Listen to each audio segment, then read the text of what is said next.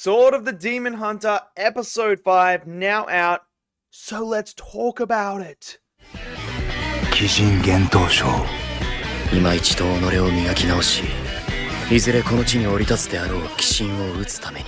So episode 5 of the Sword of the Demon Hunter is now out for you guys to go and check out. And look, last week's episode I thought was absolutely incredible. Obviously the emotional weight, the emotion you went through when you find out that it was actually the wife that was the demon the whole entire time. And it was actually the people who did that stuff to her. Fantastic. So now we pick up and we continue on with Jinta in this same village again. He's still there, which is something I like as well because, you know, it sort of did feel like at the start that we were going to go from place to place, and it did kind of give that monster of the week vibe. But now we're not kind of doing that anymore. We're staying in one place when we're continuing on in this village. Now, the opening with the girl bouncing the ball, I was sitting there, I was like, okay, there's a girl bouncing a ball. This doesn't look good. This doesn't look like it's going to be something that's gonna be fun to watch. So there was that, and I was like, okay, I wonder how that's gonna play into it.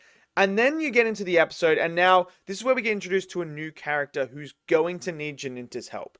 And he obviously goes to the shop, to the restaurant that Jinta always goes to get his soba or something like that, I think it's called, where he always goes and gets that. And this person is talking about how he needs to find his brother. He can't find his older brother. Like, he's lost him. And he doesn't know where to look, how to get him, or anything like that.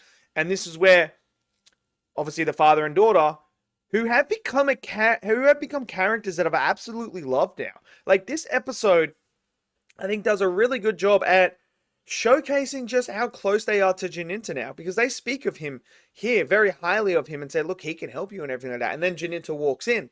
And they actually are the ones who convince Jinta to help this guy, which is something that I really, really like. So they're building the connection and relationships with Jinta and the people from the village in this episode really, really well. Now, obviously, last week's episode, we had all the emotional stuff like that. This week's episode is all about setting everything in motion for the following episode. This is a setup episode, and you need these episodes because you can't just jump from one thing to another thing instantly. You've got to build that atmosphere. You've got to build the characters and the relationships, and I think this episode did it really, really well because it starts to show Jinta is actually forming bonds with other people within this village. Obviously, there's another character. So after all that happens, he goes and he's talking to Natsu.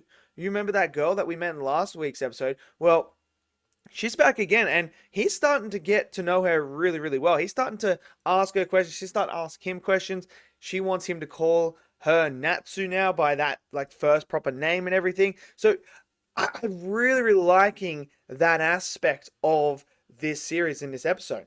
And then obviously we get introduced to Old Mate's mother, who is telling him, like, you don't have an older brother. What do you want about? You're the only sole heir. Get your ass back in here and do your job.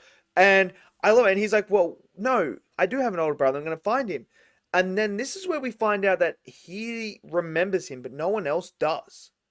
Which is kind of interesting to think about. Like, is it real? Or is it a demon playing with him? What is going on? That is the question. And I'm liking the mystery aspect like this. Because this could have easily just been Jinta hunting demons and killing demons left, right, and center all the time. But instead, they're creating a mystery element as well. It's almost like Jinta has to go and find them. They just don't happen to stumble upon them all the time. Because you know how sometimes it can be like that. It's, oh, conveniently, he stumbles upon them. You know, things like that. Or someone caught him because they had a problem here. Where here, it's like, he's going on an investigation. They're trying to piece things together. And in this episode, when he sits down and he starts talking to him in the restaurant about this whole situation and everything, and obviously the guy is a huge, huge sword fanatic. He's talking to Jinta. He's like, I want to see your sword. I want to do all this. Like, I know everything like that. And then he gets off track. And he's like, sorry, let me get back to it. And this is where we find out that there could be something that could come back later on. Flowers. Now, they have been foreshadowing the flowers last episode as well, and the episode before where he was talking to her from the restaurant, the daughter from the restaurant, about the flowers and stuff like that. And he started taking interest in the flowers. And this is where he talks about his brother had flowers in his room. And Jinta asked him, so what type of flowers? and he says, daffodils. So, and I'm sitting there, I'm like, okay. And then Jinta's like, I hope it's not those. So they obviously have a significant, value to something that has a meaning behind it.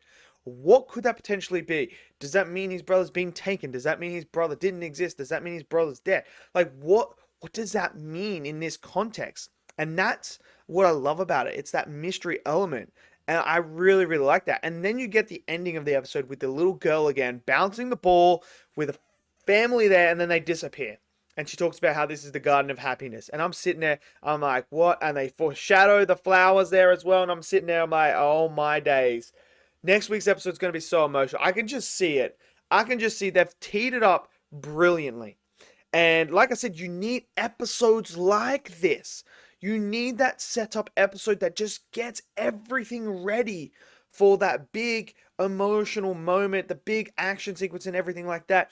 And that's what this episode does really, really well. It puts the building blocks in place for next week's episode, because obviously it says it's a part 1, so there's going to be a part 2 to this episode, like the last 2 episodes. But I just think this anime is doing such a great job. It's very much narrative driven. Like, they could have easily gone down the route of action. Give us Jinta killing demons. And look, man, I love when Jinta's fighting demons. I absolutely love it. I think it's freaking awesome to see. But narrative always comes first. Story always comes first. And then the characters before action, everything like that. And I think they're doing such a good job at creating these relationships and building these characters. I actually give a crap about the side characters now. I like the people in the store, the father and daughter. I give a crap about. I love them. I love when they're on screen. I love the banter they have with Jinta. I love seeing them all the time. And I think this anime is doing such a great job at getting us connected with those side characters. I just hope they don't do a To Be Hero X or anything like that and just rip our heart out and do a cliffhanger ending or kill someone that we shouldn't be killed or something like that. But overall, I like this episode. I really did. And I think next week's episode is going to be a pretty insane one. And I'm looking forward to it, man. So I enjoyed it, but let me know what you guys thought. Maybe you didn't enjoy this episode. Maybe you did. I want to hear your thoughts. Smash it down in the comment section below. Let's get a discussion going. And yeah, I look forward to next week, man. So yeah, just let me know your thoughts. Smash that like button, click subscribe, and I'll see you guys in the next video. Until then, stay safe and peace out.